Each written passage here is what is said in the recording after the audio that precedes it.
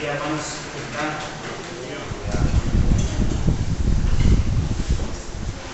Feliz día del Señor.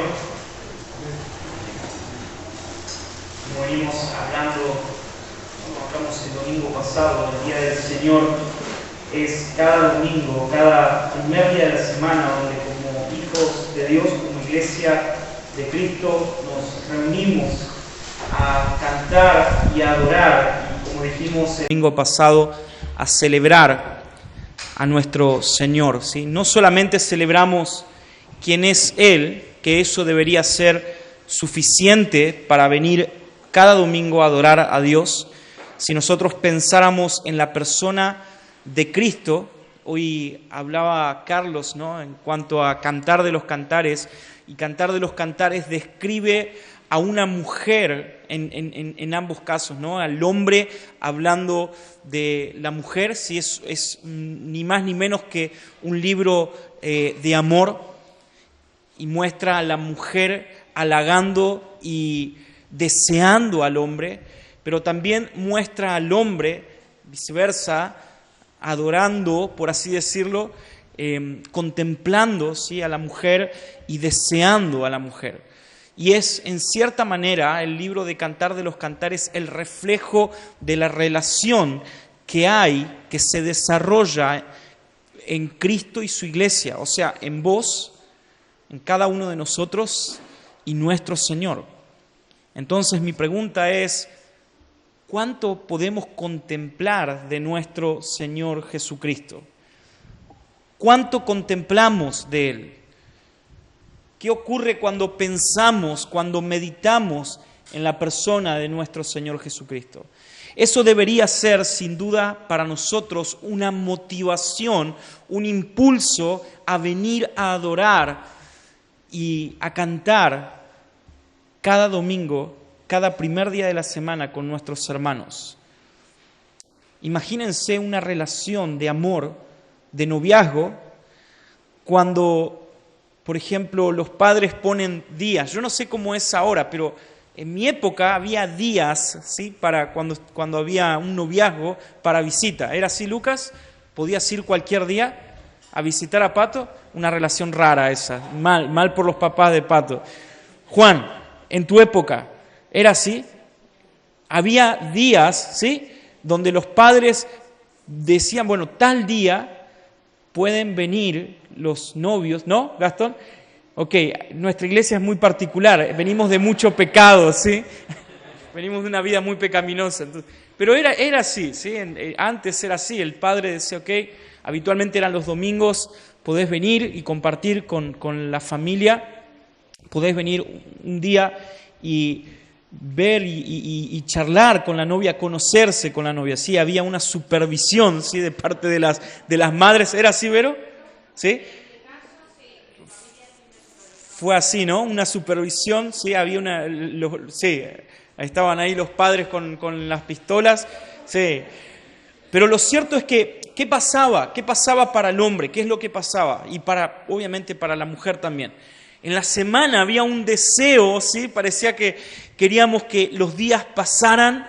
¿Por qué? Porque queríamos llegar al día en el cual íbamos a ver a nuestra amada o a nuestro amado, ¿no? En caso de la mujer. Bueno, en muchos casos fue así, en otros casos no, pero era así. Ok, entonces, hermanos, esto es algo parecido. Cuando nosotros venimos a la iglesia es aquel día donde nosotros vamos a, por así decirlo, abrir nuestro tiempo, ¿sí? Poner, por así decirlo, un parate, un paréntesis a nuestro tiempo, a nuestras actividades, donde le ponemos un stop a nuestras actividades y tomamos tiempo con la persona más amada por nosotros, la persona que más deseamos. Queremos conocer más en cuanto a esa persona. Debería ser así. Si no está siendo así para vos, entonces, hermano, replantea tu amor. Replantea tu amor. Pensá si Cristo en verdad está siendo para tu vida el hombre, el amor deseado, como ocurre ahí en Cantar de los Cantares. Cristo debe ser nuestro mayor deseo, conocerlo a Él, saber más de Él, conocer su intimidad, debería ser nuestro mayor deseo, debería mover nuestros corazones. Eso es amor, hermanos. El amor es en algunos casos difícil de explicar, ¿verdad? Entonces, hay veces vemos a chicas o a mujeres tan lindas que están con un hombre tan feo y uno dice de afuera, ¿pero qué le vio? O sea, es amor, hermanos, no se puede explicar. Sí, o sea, uno no podría explicarlo y dice, pero esa bestia con esa princesa, es raro, ¿no? Pero pasa. Bueno, eso es el amor. Y es nuestra relación, es la relación que tenemos con nuestro amado. Cristo es nuestro amado, nuestro mayor deseo. Y hermanos, no hay mayor gráfico en cuanto a lo que acabo de decir, porque literalmente Cristo es hermoso, Cristo es precioso y nosotros somos tan horribles, somos monstruos al lado de alguien tan precioso. Sin embargo, Él nos ama, Él nos ha amado. Pero hermanos, no solamente, como dije, con solamente observar a Cristo debería para nosotros ser suficiente para vivir una vida cristiana. Y cuando hablo de vivir una vida cristiana, me voy a referir a lo que estamos hablando, si a partir del domingo pasado comenzamos en cuanto a la celebración de nuestra libertad. Y ahí voy hacia lo que quiero decir. No solamente nosotros nos enfocamos en la persona de Cristo, sino que también nos enfocamos y queremos contemplar su obra. Hermanos, es importante para nosotros contemplar la obra de Cristo, porque por medio de la obra de Cristo nosotros hoy somos beneficiados.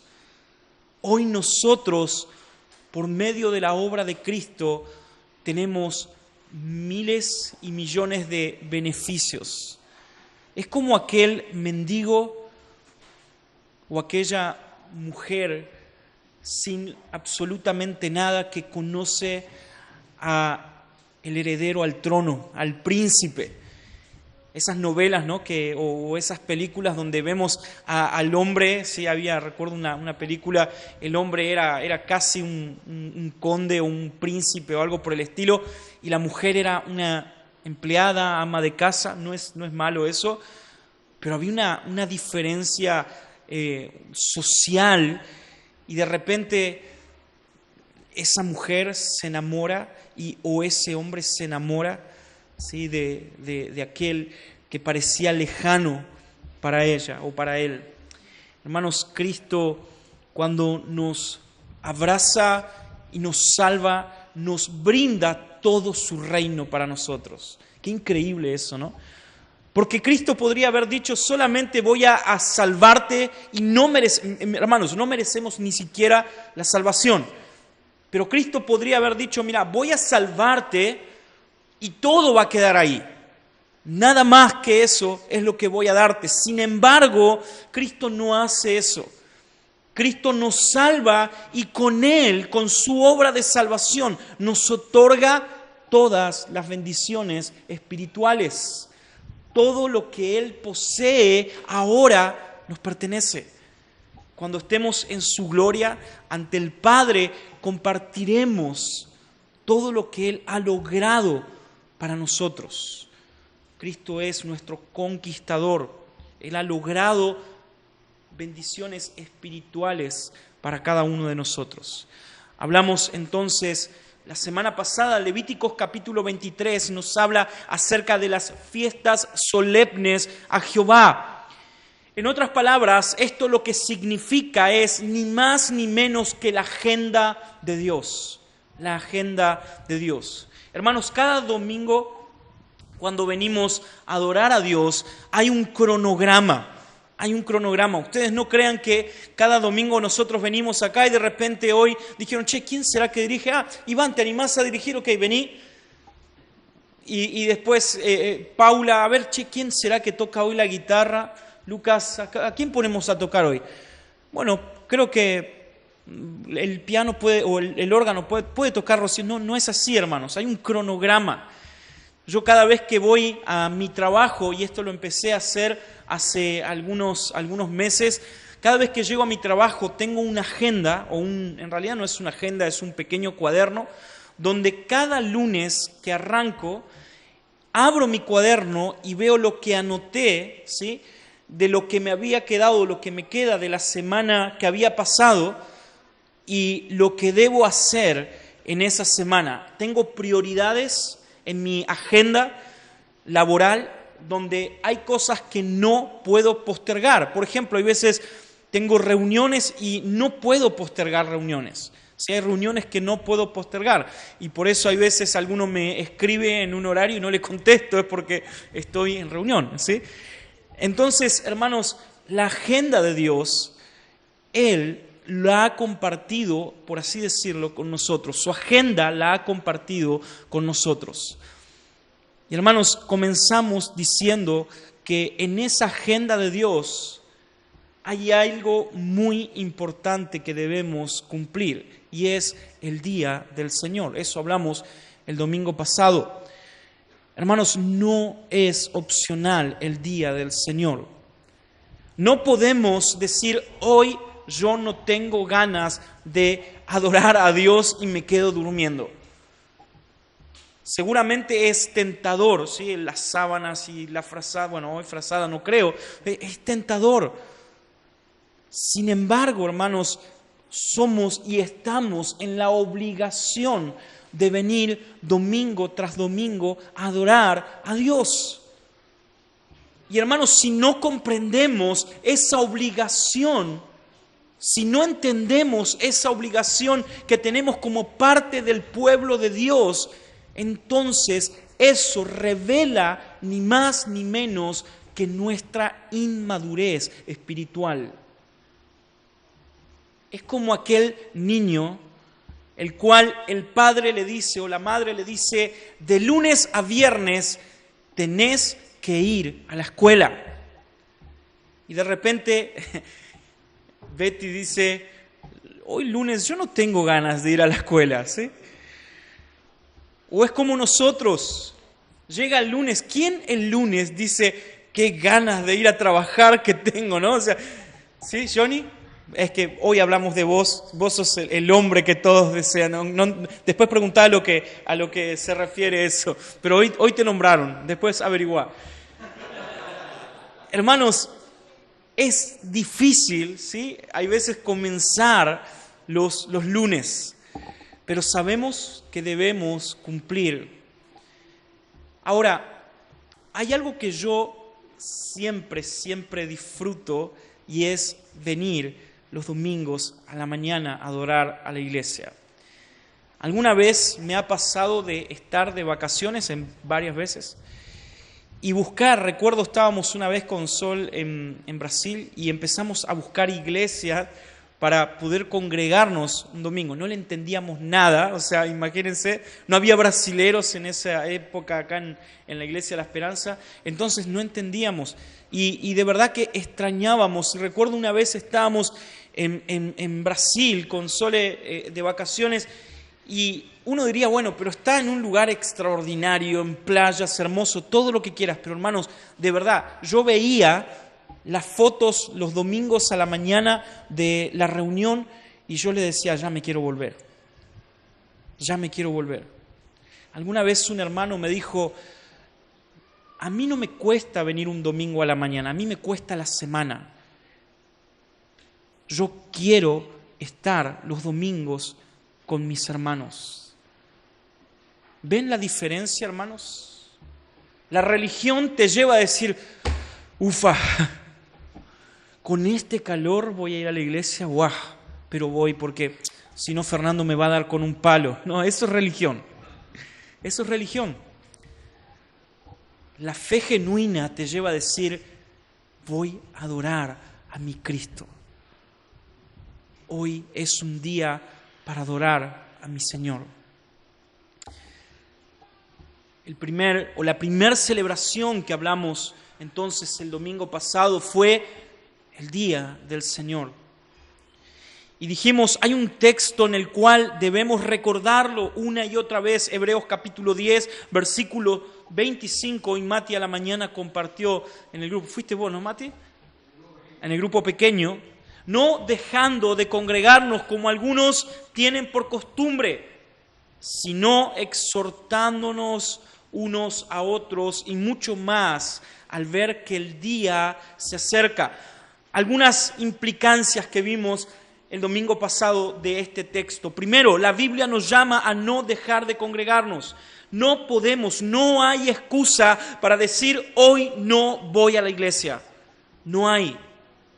Obviamente, hermanos, hay situaciones extremas. Si tenés que ir a trabajar un domingo, ¿sí? Es obvio que vas a decir, ok, es el sustento de mi casa, la Biblia me manda a sostener a mi casa, ok, voy a cumplir. Pero una cosa importante para los hombres que son hombres de hogar, cada vez que tengas que tomar la decisión de aceptar o no un trabajo, hermano, en lo posible, en todo lo que pueda de vos, luchá para el día del Señor poder estar en la casa de Dios adorando con tus hermanos.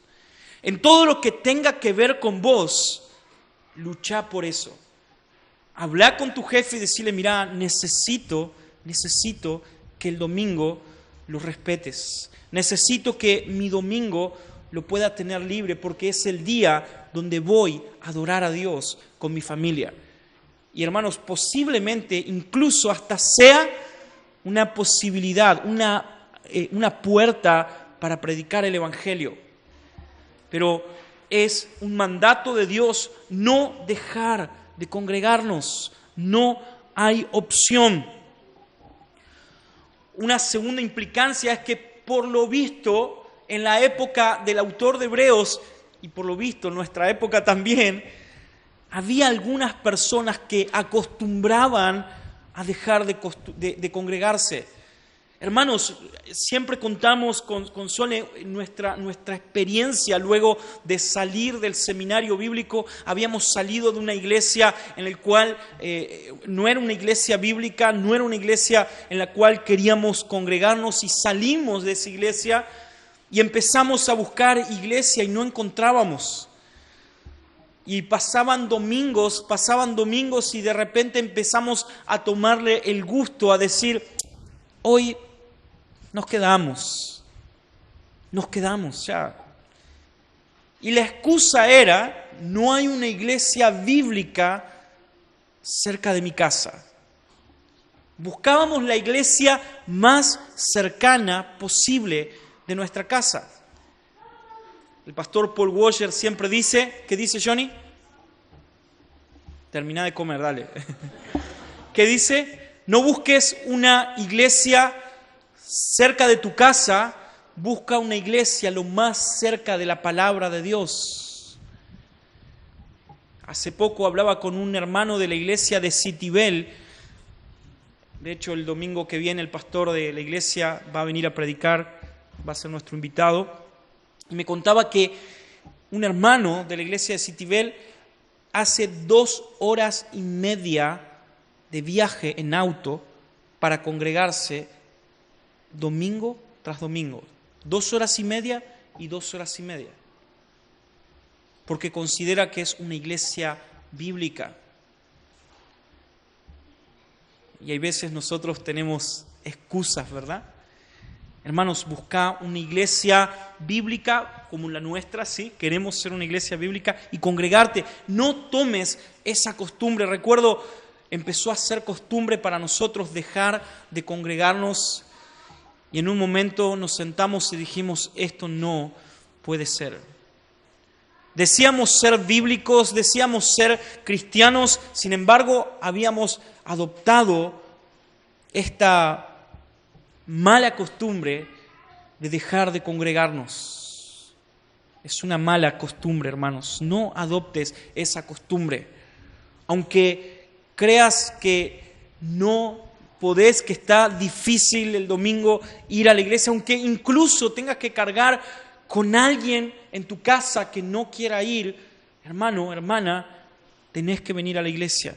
Un paréntesis, y de esto vamos a hablar hoy un poco en el sermón. Hermanos, es increíble escuchar testimonios de padres, no solo en nuestra iglesia, incluso en mi trabajo, como saben, trabajo en Sociedad Bíblica, y hay miles de iglesias que vienen todas las semanas. Hay veces yo quedo espantado de los testimonios de los padres. Mi hijo adolescente se alejó de la iglesia. Los padres ahora, llegando a la adolescencia del hijo, quieren obligar a los hijos a ir a la iglesia. ¿Por qué? Mi hijo está tomando caminos de adicción.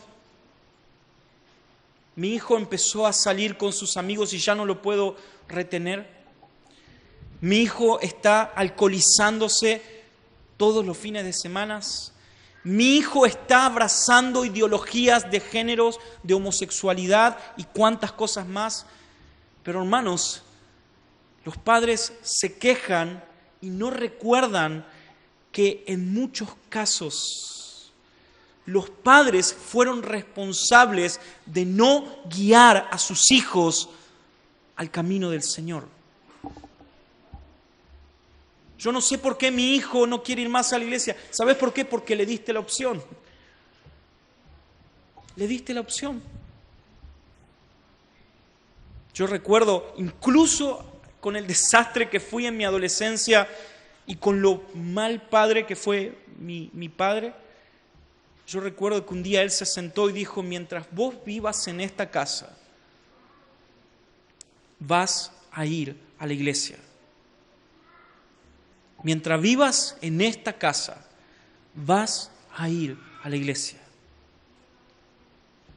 Y seguramente dirías: ¿pero de qué sirvió, Fernando, si hiciste de tu vida un desastre? Empezaste tu camino en las drogas y un montón de otras cosas más. ¿Saben de qué sirvió, hermanos? Que en el momento más crítico de mi vida, donde estaba al borde de la muerte, la iglesia estaba muy cerca de mi corazón.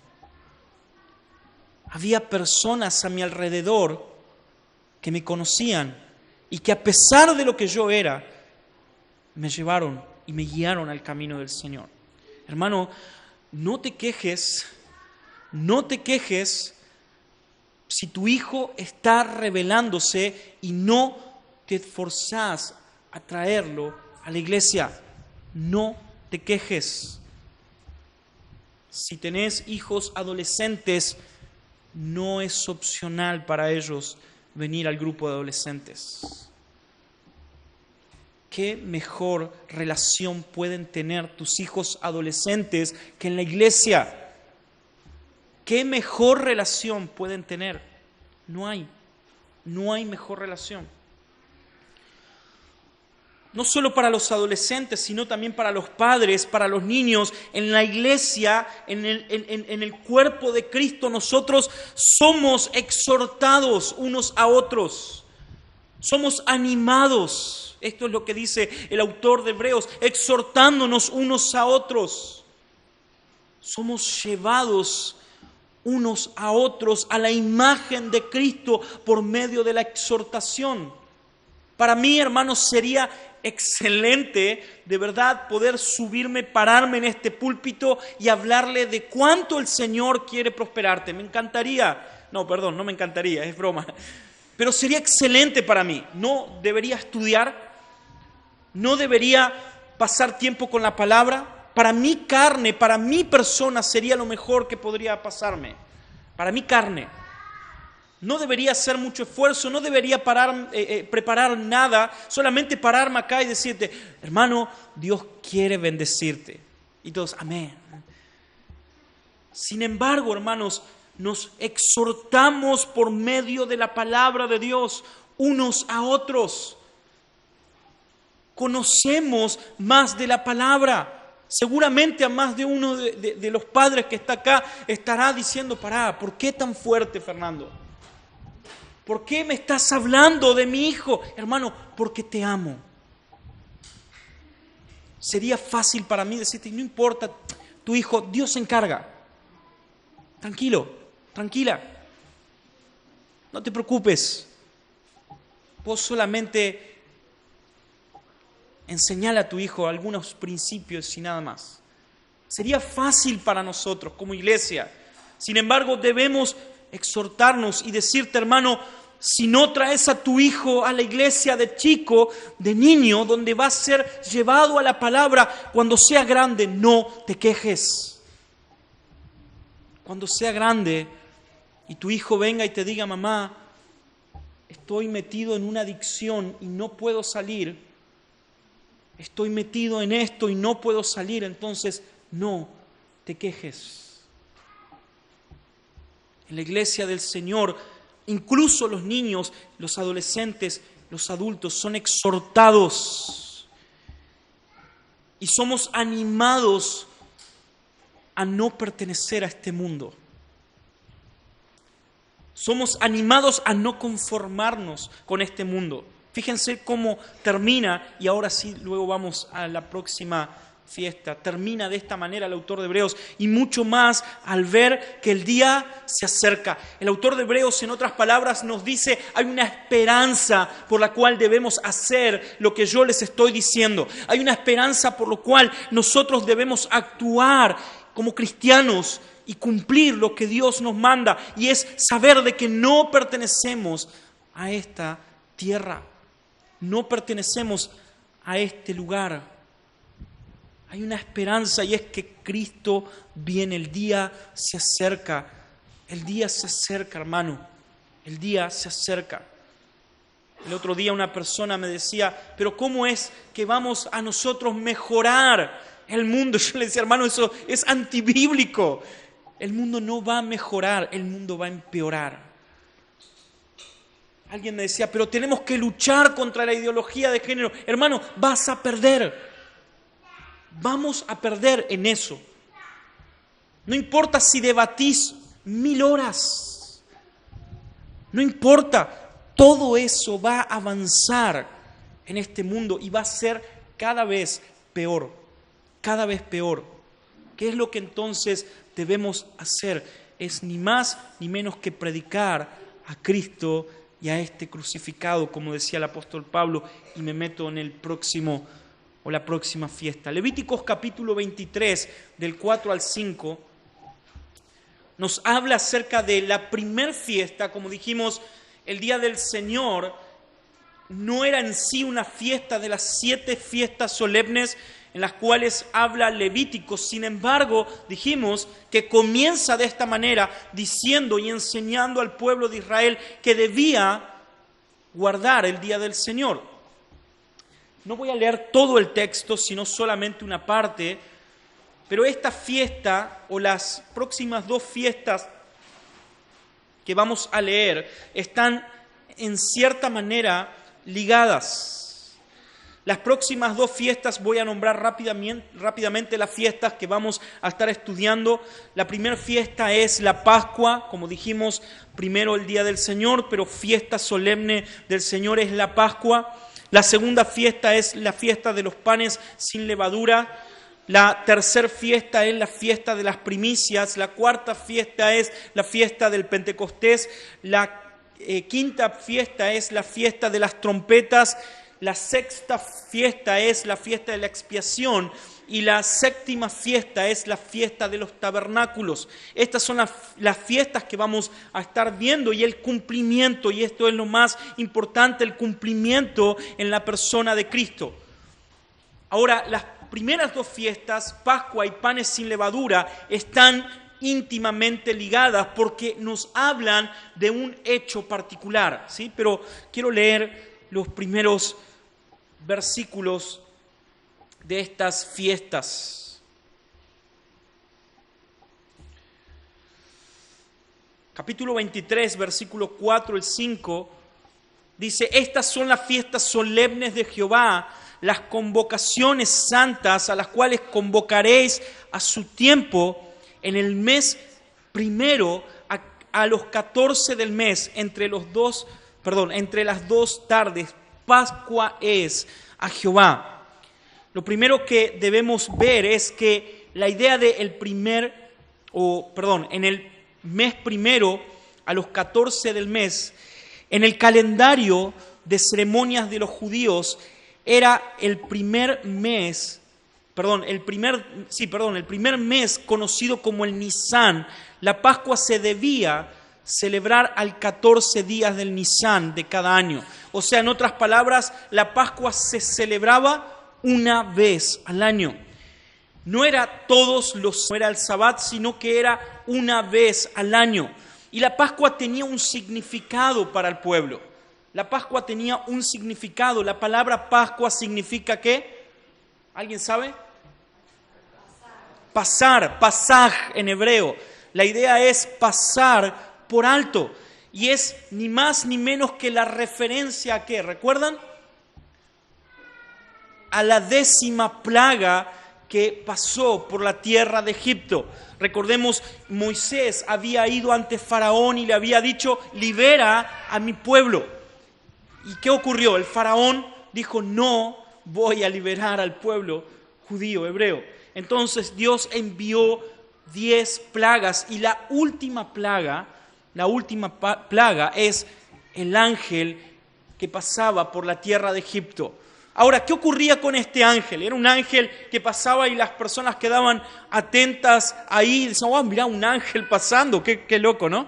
Imagínense en esto, ¿no? Un ángel pasando, no era eso específicamente. Hermanos, estamos hablando tal vez del día más tenebroso de la historia de Egipto. El día más tenebroso. Dios había mandado al pueblo de Israel por medio de Moisés de que el pueblo debía matar un cordero pascual. El pueblo debía matar un cordero pascual y con la sangre de ese cordero debían, ¿recuerdan? ¿Qué debían hacer? Pintar los linteles, las puertas de los hogares. Ahora, ¿qué ocurría cuando el pueblo pintaba o los que obedecían pintaban los linteles? El ángel de la muerte pasaba por ese lugar, veía los linteles pintados y ¿qué ocurría? Pasaba de largo. En otras palabras, la Pascua era ni más ni menos que la conmemoración de la liberación de Israel de la tierra de Egipto. Era el sacrificio. La Pascua significaba sacrificio. El cordero para cada familia.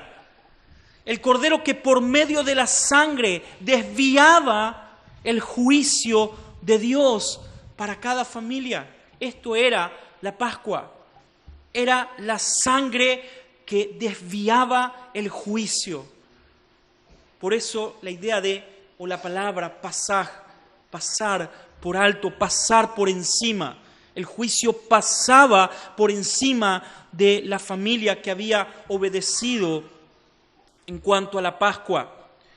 Entonces los israelitas debían matar al cordero, debían sacrificarlo y debían pintar las puertas de sus casas. A medianoche el ángel pasó. Y por eso, hermanos, estoy hablando, es una noche terrorífica. Es una noche de terror. El juicio de Dios estaba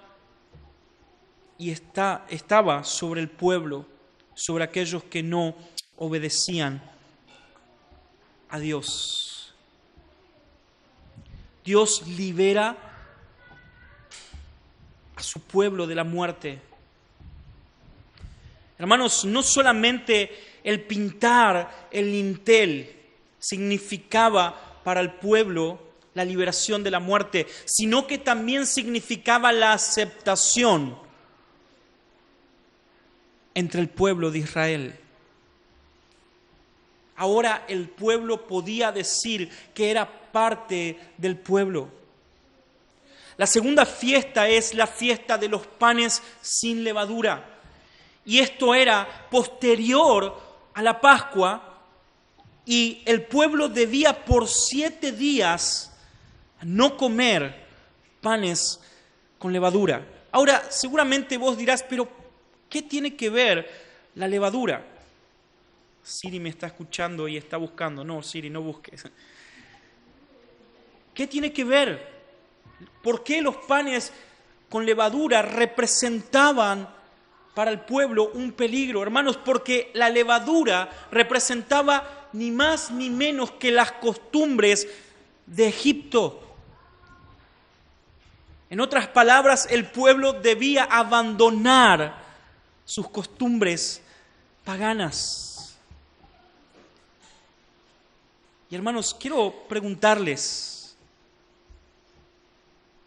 ¿cuántas costumbres pecaminosas traemos y cargamos, incluso diciendo ser pueblo de Dios? Recuerdo, siempre cuento, una vez tuve un compañero, en realidad era compañero de Sole, era un muchacho que estaba en el seminario bíblico, sí, en el seminario bíblico, y era, hermanos, de verdad, un boca sucia. Era increíble, de verdad, era una persona que constantemente estaba diciendo groserías, cosas con doble sentido, constantemente con insultos, y de repente un día, me acuerdo, estábamos en el seminario y con otros nos enojamos y le dijimos, che, flaco, pará. O sea, aunque sea respetá, estamos en un seminario bíblico. Y su excusa fue, en realidad su problema es cultural. En mi cultura,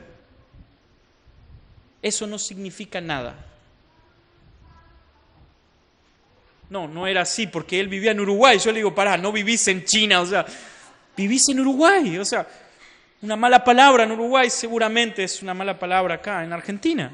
En realidad había costumbres y él justificaba esas costumbres diciendo es parte de mi cultura. Hermanos, el pueblo de Israel debía abandonar todas esas costumbres pecaminosas y el símbolo de este abandonar era comer los panes sin levadura. Otro significado que tenía esta idea de panes sin levadura era la prisa en el cual o cómo el pueblo sale de Egipto. Ahora, algunas imágenes que tenemos que tener en cuenta. Primero, hermanos, Cristo es el Cordero sacrificado. Cristo es nuestro Cordero sacrificado. Cristo es nuestra Pascua. Ahora en algunos días vamos a celebrar la Pascua como iglesia y todas las iglesias en Argentina. Y hermanos, debemos recordar que nosotros no celebramos el sacrificio de un cordero o del ángel pasando por nuestras puertas, sino que recordamos que Cristo ha muerto por nosotros y su sangre ahora cubre nuestras vidas y el juicio de Dios ha pasado por alto, por encima de tu cabeza. Cristo es el sacrificio. La sangre de Él ha sido rociada sobre nosotros. De la misma manera que era rociada en los linteles del pueblo de Israel. Su sangre, hermanos, nos ha rociado. Ahora los méritos, el sacrificio de Cristo es aplicado a nosotros. Por eso nosotros somos salvos. Ahora, quiero que miren una cosa interesante. En la obra, en el Antiguo Testamento de la Pascua, había algo muy, muy importante. No sé si notaron, pero existía algo que nosotros hoy ejercemos, y es la fe. Porque, hermanos, Moisés les habla al pueblo y les dicen, tienen que hacer esto, lo otro, ¿para qué? Para que el ángel de Jehová o el ángel de la muerte pase por encima de ustedes. Seguramente en todo el pueblo, y así lo relata el texto bíblico, algunos creyeron y otros no creyeron. Incluso Moisés va a Faraón y le da la opción. Miren la gracia de Dios, ¿no? Moisés va hacia Faraón y les da la opción, incluso a los egipcios. Hermanos, miren qué interesante. el pueblo pagano podía ser parte de la gracia de Dios. Los que tuvieron fe, los que ejercieron la fe, los que creyeron en la palabra de Dios, fueron los que sacrificaron el cordero. Hermanos, nuestra fe debe estar puesta en la obra de Cristo.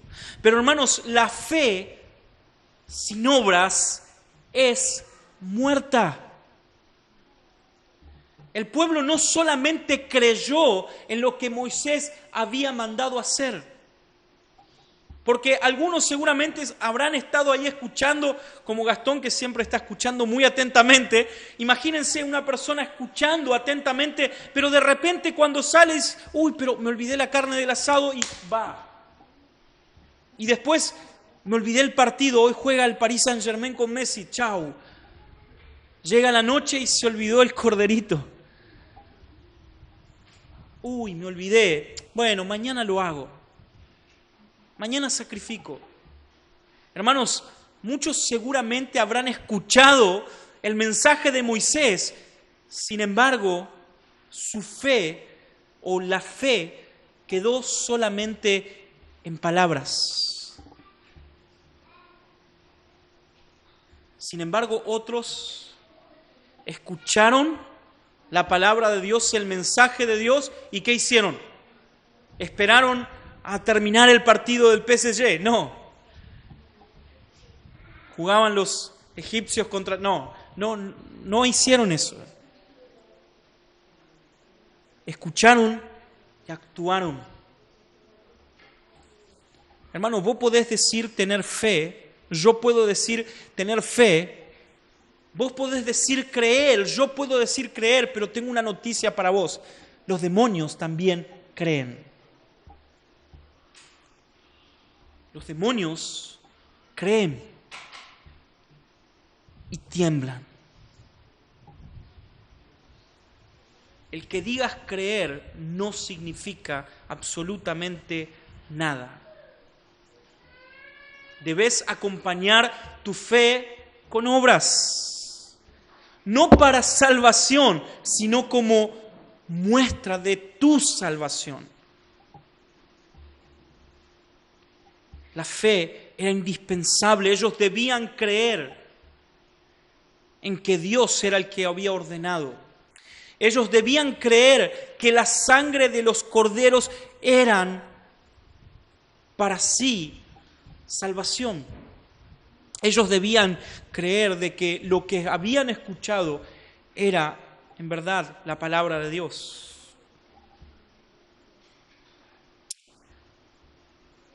En otras palabras, debes creer lo que Dios te manda a vivir, pero vivirlo. El creer significa hacer, hermano. Como dije, la levadura representaba el pecado removido de en medio del pueblo. Ellos debían ser limpios de las viejas costumbres. En 1 Corintios capítulo 5, versículo 7, el apóstol Pablo dice esto: limpiaos pues de la vieja levadura, para que seáis una nueva masa, sino como panes sin levadura, de sinceridad y de verdad.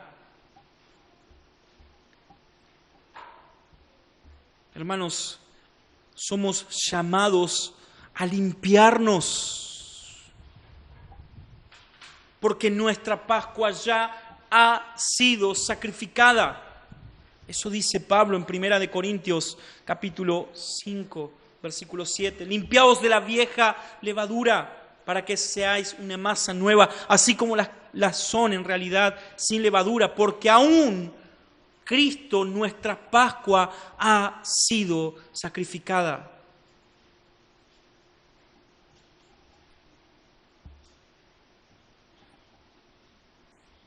No solamente debemos creer en el sacrificio perfecto de nuestro Señor, Jesucristo, no solamente debemos actuar conforme al sacrificio de nuestro Señor Jesucristo, sino que también somos llamados a limpiar nuestras mentes, nuestros cuerpos y nuestras personas de la vieja levadura.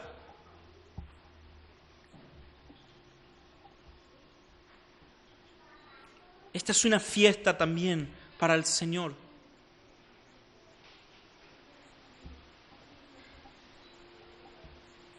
Es una ofrenda para el Señor. Y a los 15 días de este mes es la fiesta solemne de los panes sin levadura, Jehová. 7 días comeréis panes sin levadura. El primer día tendréis santa convocación. Ningún trabajo de siervo haréis. Y ofreceréis a Jehová 7 días ofrenda encendida. El 7º día será santa convocación. Ningún trabajo de siervo haréis. ¿Saben cómo se celebraba esto? No solamente el pueblo debía comer panes sin levadura, sino que también el pueblo debía tomar la levadura egipcia, debía envolverla en telas y debía arrojarla al fuego.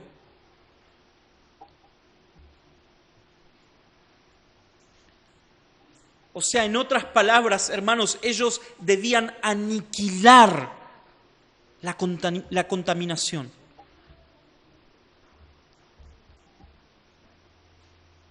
Debían aniquilar la contaminación.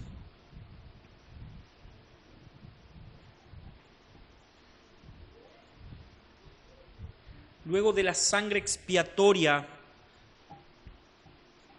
de la Pascua, entonces viene la purificación.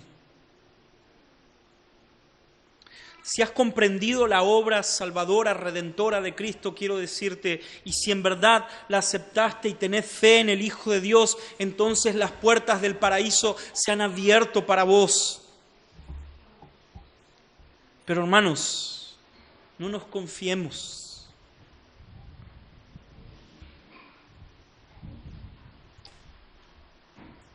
Debemos observar los mandatos de Dios. Primera de Corintios capítulo 5, versículo 8. Por tanto, miren esto, por favor, no es una fiesta solamente del Antiguo Testamento en el cual somos llamados a celebrar. Miren esto. Por tanto, celebremos, ¿qué dice? La fiesta no solo con la levadura vieja, ni con la levadura de malicia y maldad, sino con los panes sin levadura de sinceridad y de verdad. Hermanos, Dios nos ha llamado a cambiar nuestra manera de vivir. Es momento de desechar la vieja levadura. Cristo ha muerto por nuestros pecados. Cristo es nuestro Cordero Pascual. ¿Saben qué ocurría con aquellos que no cumplían esta fiesta solemne? Luego de la Pascua venía, como dije, la fiesta de los panes sin levadura. Entonces seguramente las personas que habían sido beneficiados de la Pascua, del sacrificio del Cordero, el ángel ya pasando por alto, podrían haber dicho, bueno, ya está. Si ya el ángel ya pasó, ya está. No viene más.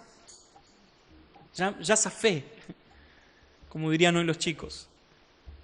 Zafé. Pero hermanos, si el pueblo no cumplía la fiesta de los panes sin levadura, entonces aquel que no cumplía era expulsado del pueblo de Israel. En otras palabras, era expulsado de la alianza que Dios había hecho con el pueblo.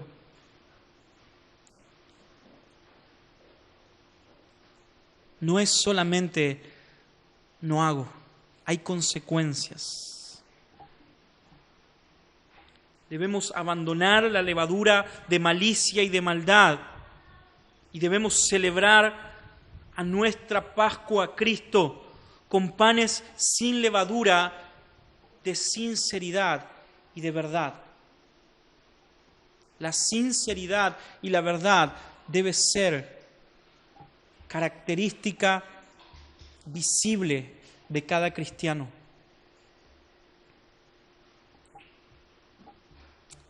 Por último, hermanos, no quedaba solamente ahí. En Éxodo capítulo 12 hay un mandato.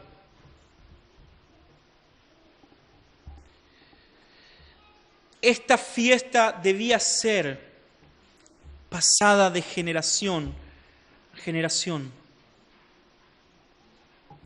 Esta fiesta era una fiesta memorial.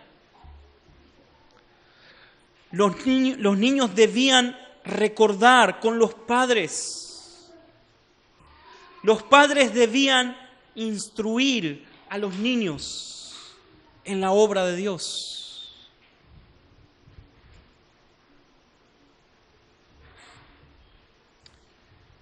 Los padres debían llevar a los niños a cumplir las fiestas solemnes.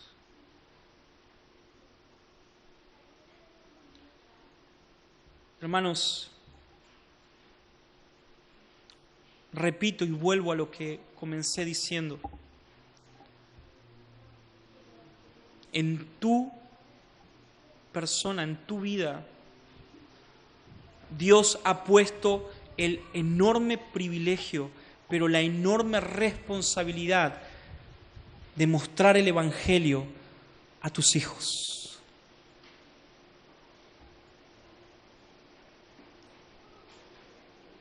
¿Querés predicar el Evangelio? Predicale a tus hijos.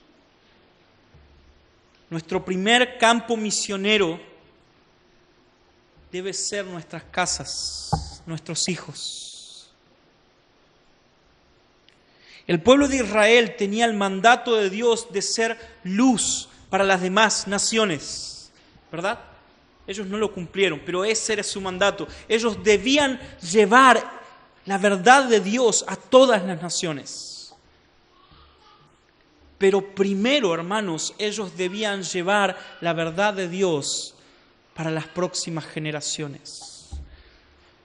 No quieras predicar lo que no predicas en tu casa.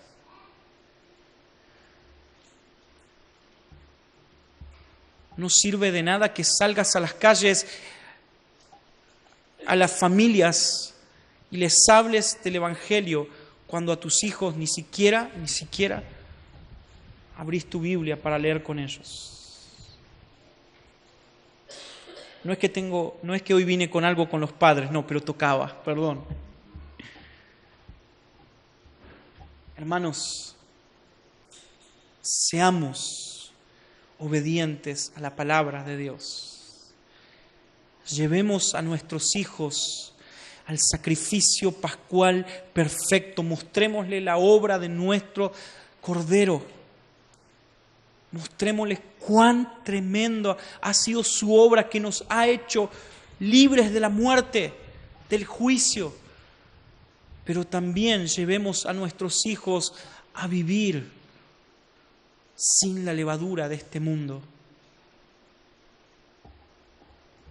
Tu hijo sabrá decir que no porque vos le dijiste que debía decir que no.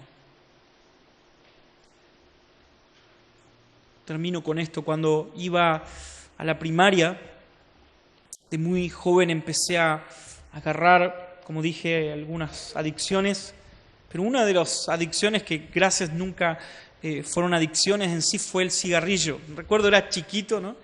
Y empezaba a fumar. Y me acuerdo que en la escuela había repetido varias veces de grado y iba con mi primo. Mi primo hoy es pastor de una iglesia en Temperley. Y mi primo fue siempre un ejemplo de lo que hoy acabo de decir, porque yo siempre que tenía la oportunidad quería convidar a mi primo. Vení, no seas salame, en otras palabras, ¿no? No seas llorón, no seas nena. Vení, agarrá, no es nada. Y siempre mi primo decía, no. No. Un día éramos hermanos chicos, estoy hablando de 12, 13 años. Y yo le pregunto a mi primo, ¿por qué siempre todo lo que te digo que hagas decís no? Y él me dijo, recuerdo, ese día estábamos en la escuela 69 de Temperley, y me dijo, porque mamá me enseñó que eso no agrada a Dios. Consecuencias.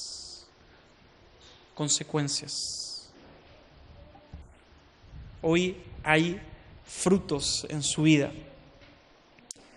¿Querés ver frutos en la vida de tu hijo? Enseñale la palabra de Dios. Enseñale la palabra de Dios. Va a ser lo mejor que podés invertir en ellos. Amén. Oramos.